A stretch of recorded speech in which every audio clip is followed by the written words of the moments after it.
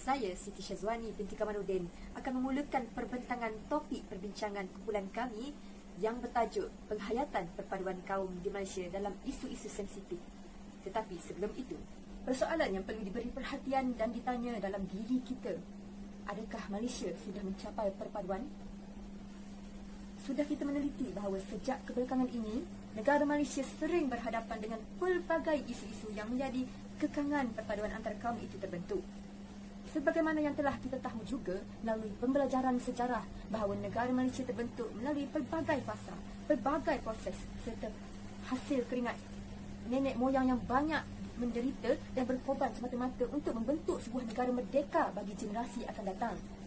Namun begitu, walaupun sebuah negara sudah berjaya diperoleh, akan tetapi masih lagi gagal membentuk satu bangsa Malaysia yang bersatu. Hal ini berlaku kerana isu perkauman yang terpaksa diwarisi sejak dulu lagi, di mana dasar penjajahan British dahulu telah menjadi racun yang sudah lama ditanam dalam pola pemikiran masyarakat seperti semangat kesukuan, semangat kepuakan yang menjurus kepada pembentukan jurang perbezaan ekonomi antara kaum. Malah pelbagai peristiwa hitam yang telah tercatat sebagai hari tragedi dalam sejarah, dan salah satunya ialah kita sudah terjebak dengan situasi rusuhan 13 Mei 1969 di Malaysia, dan ia merupakan satu bukti bahawa hubungan etnik di negara ini adalah rapuh. Kerapuhan hubungan antara kaum di Malaysia telah membuka mata rakyat serta pemimpin untuk sedar bahawa masalah perkauman masih dalam tahap yang kritikal. Maka perbincangan penghayatan perpaduan di Malaysia berkaitan isu-isu sensitif perlu dititik beratkan agar pengalaman pahit dalam dekad-dekad yang lalu menjadi pengajaran bersama. Hari ini juga, isu sensitif sering menjadi bibit-bibit ketegangan dalam kalangan masyarakat. Bahkan ia turut dihangatkan dalam kalangan ahli parlimen. Walau bagaimanapun, rencana kerajaan bagi menyatupadukan kaum perlu diteruskan kerana proses bagi mencapai perpaduan kaum bukan sesuatu perkara mudah, dan ia memerlukan semua pihak untuk berhati-hati disebabkan keterbukaan kepada konflik kaum boleh berlaku pada bila-bila masa saja. Okey. Assalamualaikum warahmatullahi wabarakatuh. Nama saya Muhammad Mustaqim bin Muhammad Zulki. Jadi saya akan membentangkan tentang definisi perpaduan dan isu-isu sensitif yang timbul berkaitan dengan perpaduan ini, terutama sekali di Malaysia. Okey. Pertama sekali, perpaduan ini boleh didefinisikan sebagai satu ikatan antara kaum yang saling bekerjasama atau dengan erti kata lain berganding bahu untuk mewujudkan negara yang makmur dan damai.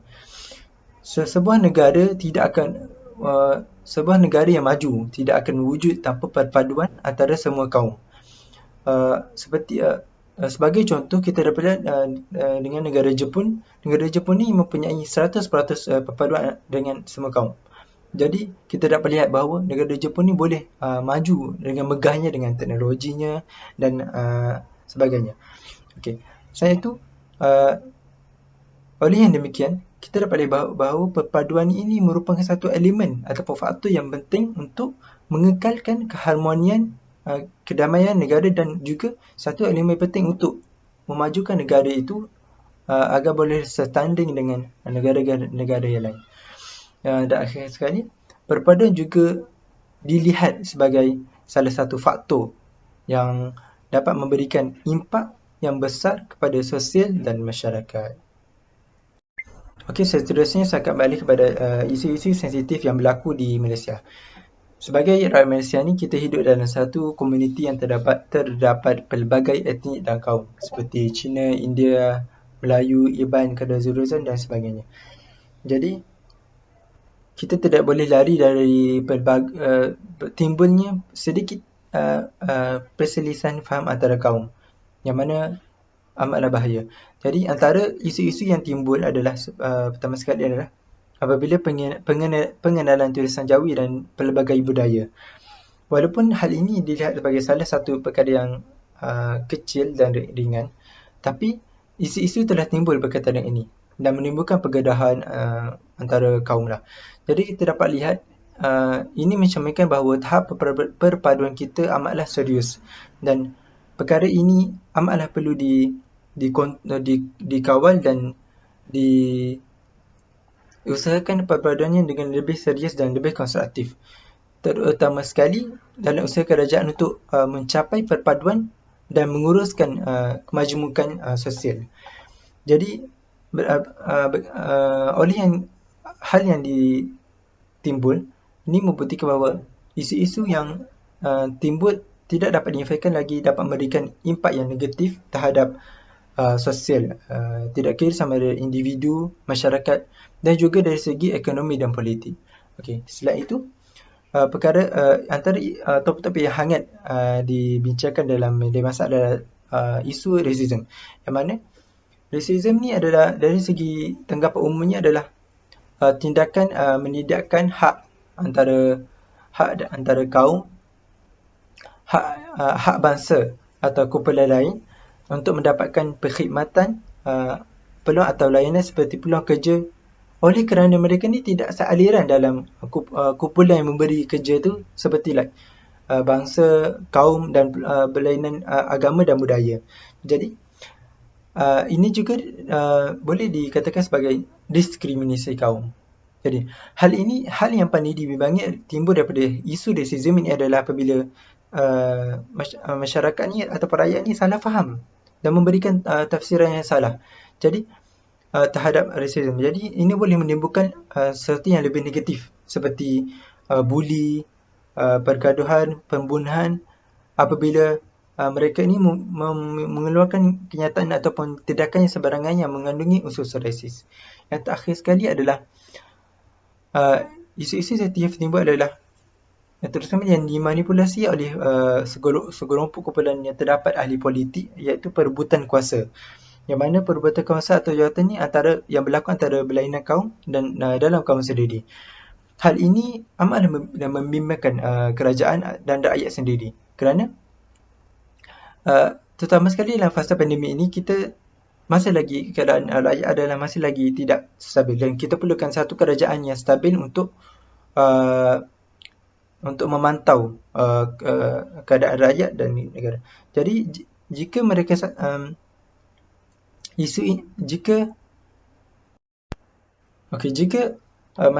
masalah ini, perebutan kuasa ini masih lagi berlaku, terus kami dalam memilih pemimpin untuk memimpin negara, dia akan memberikan impak terhadap kerajaan dan juga imej negara. Lebih-lebih lagi, perpaduan antara rakyat juga akan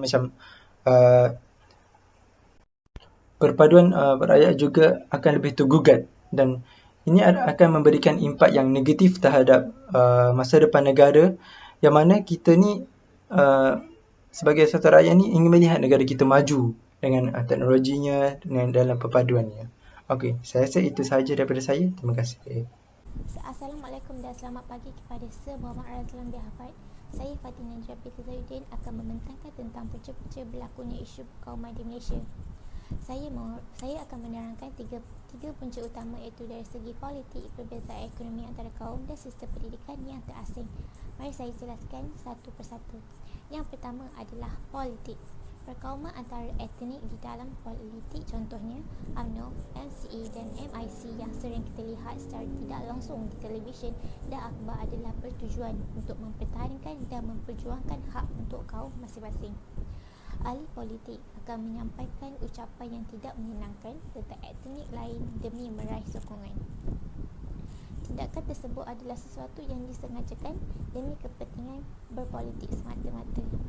Walaupun terdapat pelbagai hal lain yang dibincangkan di dalam parlimen, rakyat Malaysia lebih cenderung untuk mengekalkan identiti etnik masing-masing dan menolak untuk memahami etnik lain yang terdapat di Malaysia. Setiap etnik berpegang kepada nilai, budaya dan idea yang berbeza di antara kelompok masyarakat. Hal ini kerana masing-masing mahu mendedahkan nilai mereka kepada masyarakat yang mempunyai agama, budaya, bahasa dan etnik yang berbeza. Hal ini disebabkan mereka tidak mengenali tentang latar belakang budaya dan sejarah antara mereka. Seterusnya, perbezaan ekonomi antara kaum. Antara punca utama berlakunya isu perkauman adalah disebabkan ketidakseimbangan pembangunan ekonomi dan penghargaan kuasa. Contohnya, yang kita dapat melihat adalah kebanyakan orang Cina memegang ekonomi negara, tetapi politik pula didominasikan oleh orang Melayu. Hal ini demikian kerana masyarakat dipisahkan mengikut sudut ekonomi dan pendapatan mengikut kaum masing-masing semenjak penjajahan British di tanah Melayu. Dasar pecah dan perintah yang diperkenalkan oleh British menjadi punca utama jurang perbezaan ekonomi dalam kalangan kaum di Malaysia.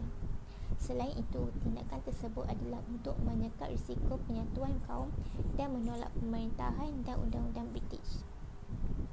Sebagaimana yang kita pelajari, setiap kaum dibahagikan mengikut fungsi ekonomi masing-masing, iaitu kaum Melayu bekerja sebagai perkhidmatan awam dan petani, pelombongan dan perdagangan pula dikuasai oleh kaum Cina dan kaum India bekerja di ladang getah. Pada ketika itu, demi untuk melipat kali gandakan keuntungan British, mengatur setiap pekerjaan di tanah Melayu dan mengimport pekerja asing dengan membolok segala hasil di bumi tanah Melayu. Walaupun Malaysia sudah mencapai kemerdekaan, orang Cina masih memonopolikan ekonomi di Malaysia sehingga sekarang kerana mereka bukan sahaja mempunyai pengalaman dan pengetahuan yang luas dalam perniagaan tetapi mempunyai model yang banyak juga. Kesan negatif yang ditimbulkan oleh dasar-dasar yang terbentuk semenjak zaman penjajahan menyebabkan wujudnya pengasingan antara etnik. Yang terakhir adalah sistem pendidikan yang terasing. Sistem pendidikan yang memisahkan pelajar adalah kerana setiap golongan etnik mempunyai sistem pendidikan yang sendiri. Disebabkan pelajar diasingkan mengikut etnik dan bahasa, ia menjadi penghalang untuk memupuk integrasi dan memahami budaya antara satu sama lain. Hal ini menyebabkan interaksi antara pelajar adalah terhad kepada etnik yang sama. Situasi ini memberi kesan yang negatif kepada negara kita jika semua etnik tidak mahu mempelajari bahasa lain dan tidak menerima bahasa lain kerana mereka anggap ianya tidak penting dan tidak wajar. Di samping itu, mereka juga hanya mahu mempertahankan bahasa ibunda mereka sahaja tanpa menghiraukan bahasa etnik yang lain. Sekiranya mereka hanya bergaul dengan etnik yang sama sahaja, sudah pasti mereka tidak mempunyai minda terbuka dan Malaysia tidak dapat lari daripada isu perkauman, lebih-lebih lagi bagi siapa yang mahu menjadi ahli politik. Itu sahaja daripada saya. Sekian, terima kasih. Assalamualaikum warahmatullahi wabarakatuh. Saya Aini Nadira dan saya akan membentangkan tentang antara kesan-kesan isu perkauman di Malaysia. Yang pertama sekali ialah kelahiran generasi baru yang turut bersifat perkauman. Seperti yang kita semua tahu, kanak-kanak bergantung penuh kepada orang dewasa kerana cara mereka belajar adalah dengan melihat dan memerhati. Orang-orang dewasa yang dikatakan ini termasuklah ibu bapa, keluarga, guru dan juga masyarakat. Ada satu pepatah Inggeris yang menyatakan it takes a village to raise a child. Di sini maksudnya adalah setiap perlakuan dan interaksi sesama kaum akan sedikit sebanyak mempengaruhi perkembangan kanak-kanak walaupun kanak-kanak tersebut adalah bukan anak kita sendiri. Perkara ini disokong oleh Muhammad Ridwan T. Abdullah pada tahun 2010 yang mengulaskan tentang pendapat Elman dan Verba yang mana keluarga memainkan peranan yang penting dalam menentukan sikap dan hala tuju kanak-kanak dalam politik apabila dewasa. Berkaitan hal ini dengan isu perkauman adalah apabila berlakunya isu perkauman, interaksi sesama kaum akan menjadi tegang dan defensif. Maka orang-orang dewasa tersebut akan sering menggunakan kata-kata yang kesat atau kata-kata sensitif dan juga menggunakan stereotip yang akan menyakitkan hati sesetengah pihak. Disebabkan kanak-kanak belajar dengan cara memerhati, mereka yang melihat aksi ini akan merasakan bahawa interaksi tersebut adalah normal dan baik dan harus dicontohi. Maka mereka akan mengulangi perkara yang sama dan menyebabkan kitaran sifat perkauman berulang. Yang kedua, pengasingan tempat tinggal mengikut kelompok kaum. Seperti yang telah diterangkan tadi, pengasingan tempat tinggal merupakan antara punca isu perkauman yang kuat di Malaysia. Hal ini dilihat sebagai keadaan di masa lalu, namun tidak dapat dinafikan bahawa sehingga kini masih ramai rakyat yang ingin menetap di kawasan yang dinominasikan oleh kaumnya sendiri. Pengasingan ini akan menyebabkan ketiadaan atau terbatasnya interaksi antara kaum lain. Hal ini akan menyebabkan kesan dalam jangka masa panjang di mana rakyat akan saling berpecah belah dan akan mengancam perpaduan negara. Pendedahan kepada adat dan budaya lain juga akan berkurang dan tidak dapat dirasa melalui pengalaman tetapi banyak dirasa melalui buku dan media massa. Yang ketiga, masalah graduan sukar untuk diterima bekerja. Hasil daripada isu perkauman, setiap kaum akan mempunyai sifat mementingkan kaum sendiri dan merasakan tanggungjawab yang besar untuk menjaga kepentingan bangsa sendiri. Oleh hal yang demikian, kebanyakan syarikat akan menilai dan memilih pekerja mengikut kaum. Selain itu, isu perkauman seperti bahasa Melayu menjadi bahasa rasmi di negara Malaysia menyebabkan kaum Cina bertindak balas dengan meletakkan bahasa Cina sebagai kewajipan untuk bekerja. Dengan kelebihan mereka di dalam sektor ekonomi, hal ini menyebabkan para graduan mempunyai peluang pekerjaan yang terhad kerana tidak fasih berbahasa Cina. Isu perkauman adalah sangat besar, jadi semestinya ada banyak lagi kesan-kesan daripada isu perkauman yang berlaku. Namun dengan masa yang terhad, saya hanya dapat menerangkan 3 kesan daripada isu perkauman. Assalamualaikum, saya Amir daripada Kumpulan 3. Hari ini saya akan menerangkan tentang langkah-langkah penyelesaian bagi isu perkauman di Malaysia. Langkah pertama untuk menyelesaikan isu perpaduan di Malaysia ialah melalui politik. Antara pendekatan yang boleh digunakan dalam amalan berpolitik di Malaysia ialah pendekatan wasatiyah ataupun kesederhanaan. Seperti yang kita sedia maklum, negara kita mempunyai beberapa kubu ataupun kumpulan dan gerakan yang berasaskan satu kaum sahaja. Jadi pendekatan ini mampu mengimbangkan kubu-kubu yang ekstremis ini. Namun pendekatan ini memerlukan usaha dan komitmen semua pihak supaya kita dapat membentuk perpaduan dalam Malaysia pada hari ini. Dengan kata lain, usaha ini tidak akan berjaya sekiranya hanya sebelah pihak sahaja yang berusaha, seperti bertepuk sebelah tangan. Sedangkan pihak yang lain sering membakar api perpaduan dan mengeluarkan provokasi dalam kalangan rakyat. Selain itu, amalan bertoleransi perlulah dipupuk supaya kita dapat menghasilkan amalan politik yang pro perpaduan di Malaysia. Semua pihak perlulah berlapang dada dalam mengatasi perbezaan dalam segenap isu di dalam negara kita. Misalnya dalam isu hak keistimewaan orang Melayu dan Bumiputera, semua pihak perlulah berlapang dada kerana sudah terang lagi bersulur telah direkod dalam perlembagaan negara bahawasanya orang Melayu dan Bumiputera mempunyai hak mereka yang tersendiri yang perlu dilunaskan. Jadi pihak lain tidak perlulah berasa kurang senang dan mencabar perlembagaan negara. Selain itu, amalan hormat menghormati perlulah disemai dalam arena politik tanah air. Dalam mengemukakan pandangan, semua pihak perlulah menghormati antara satu sama lain. Hal ini kerana setiap agama dan kaum mempunyai batasan yang tersendiri yang perlu dijaga. Jika isu yang timbul melibatkan kepercayaan agama dan stereotip kaum lain, ia perlulah dielakkan daripada campur tangan bagi memelihara keharmonian bersama. Tamsilnya dalam isu pakaian wanita atau aurat dan juga perlakuan yang dilarang agama, ia merupakan isu dalaman dan melibatkan orang Islam sahaja. Seterusnya, langkah penyelesaian kedua yang ingin saya tekankan ialah penggunaan bahasa dan cara berkomunikasi yang baik. Seperti kita sedia maklum, bahasa Melayu merupakan bahasa kebangsaan dan bahasa rasmi bagi negara kita. Justeru bahasa Melayu itu juga berfungsi sebagai wahana yang diguna pakai oleh seluruh rakyat di Malaysia. Sungguh pun begitu, konflik di sebaliknya ialah kebanyakan rakyat Malaysia yang bukan berbangsa Melayu masih tidak mampu bertutur dalam bahasa Melayu dengan baik. Hal ini kerana mereka telah menggunakan bahasa ibunda mereka sejak kecil lagi dan hal ini menyebabkan mereka sukar untuk berbahasa kebangsaan dengan lancar. Tanpa kita sedar, amalan yang sedang dilakukan ini telah menyebabkan kita menuju ke arah polarisasi kaum yang berbahaya dan merisaukan. Baiklah, saya bagi satu contoh ya. Kalian pernah dengar tak negara yang bernama Yugoslavia? Yugoslavia ini adalah sebuah negara yang mempunyai pelbagai etnik yang saling membenci antara satu sama lain. Oleh itu, kita perlulah mengekalkan perpaduan negara kita supaya kita tidak jadi seperti Yugoslavia. Akhir sekali, langkah terakhir yang ingin saya ketengahkan dalam menyelesaikan isu perpaduan di Malaysia adalah melalui pemerkasaan institusi yang berintegriti.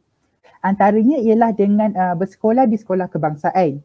Sekolah kebangsaan merupakan institusi pendidikan yang utama yang mampu memenuhi aspirasi dan membina jati diri nasional dalam kalangan pelajar. Melalui pengenalan sekolah kebangsaan, pelajar dapat berkenal kenalan meskipun mereka berlatar belakangkan agama dan kaum yang berbeza. Seterusnya, sukatan pelajaran berkenaan dengan topik-topik bertemakan perpaduan boleh diwujudkan. Topik-topik perpaduan ini boleh diserapkan dalam mata pelajaran seperti pendidikan Islam dan juga pendidikan moral. Malah hal ini bertepatan dengan Pelan Pembangunan Pendidikan Malaysia 2013 hingga 2025 yang memberi penekanan terhadap pengukuhan perpaduan dalam kalangan murid. Itu sahaja daripada saya. Terima kasih kerana mendengar. Di Malaysia, pelan jangka panjang perlu dirangka dengan lebih awal jika ingin impian untuk detik-detik perpaduan itu muncul dalam kalangan masyarakat. Kelangsungan hidup sesebuah negara sebenarnya bergantung kepada cara negara mengatasi cabaran yang kian mendatang. Dan salah satu cabaran besar negara adalah untuk menerapkan perpaduan dalam mentaliti setiap individu. Tindakan yang perlu diusahakan ialah dengan mencadangkan penggunaan media sosial dan media massa untuk dijadikan sebagai satu platform mengeratkan serta membentuk ikatan persaudaraan antara etnik. Contohnya seperti banyak mengiklankan aktiviti berunsurkan perpaduan di YouTube. Hal ini secara tidak langsung mendidik para generasi muda, khususnya kanak-kanak dan golongan remaja, kerana golongan muda sangat mudah dibentuk dari awal. Ibarat kata pepatah, melentur buluh biarlah dari rebungnya. Selain itu, cadangan seterusnya adalah melalui seseorang yang berpengaruh. Contohnya dengan menggesa persatuan-persatuan seniman supaya aktif menggunakan kepakaran mereka dalam menguasai bidang hiburan untuk mencipta movie atau drama melibatkan kemerdekaan negara. Penceritaan semula perjuangan pahlawan negara pada suatu masa dahulu amatlah digalakkan agar masyarakat Malaysia selalu ingat akan pentingnya menghayati perpaduan kaum. Malah golongan artis juga dapat mengaplikasikan pengaruh mereka menyebarkan ilmu-ilmu berkaitan kepelbagaian budaya bangsa yang terdapat di Malaysia supaya masyarakat mengenali dan memahami budaya etnik lain agar selepas ini mereka lebih berhati-hati untuk menyentuh isu sensitif antara kaum. Justru, semua pelaksana, perancang dan pembuat dasar perlu bersikap sederhana dalam memberi cadangan pelaksanaan program atau kempen agar semangat muhibah terbentuk serta terus dipelihara, kerana semestinya semangat muhibah akan menjurus kepada perpaduan dan perpaduan merupakan hadiah yang tidak ternilai. Oleh itu, setelah merujuk kepada penjelasan yang telah diulaskan sebentar tadi, secara umumnya topik ini menegaskan bahawa penghayatan perpaduan oleh setiap rakyat Malaysia perlu diberi tumpuan dalam segenap aspek kehidupan mereka supaya isu perpaduan kaum boleh diatasi bersama. Telah meneliti dan menyaksikan punca-punca terlahirnya isu-isu sensitif serta bahana yang terjadi telah cukup membuktikan bahawa penjiwaan nilai perpaduan merupakan wahana penting kepada warga Malaysia. Malah ia merupakan satu-satunya jalan penyelesaian yang bertindak sebagai payung utama, berunjuk arah dan pemangkin kepada perpaduan kaum selaras dengan tuntutan Islam dan kehendak dunia pada masa kini.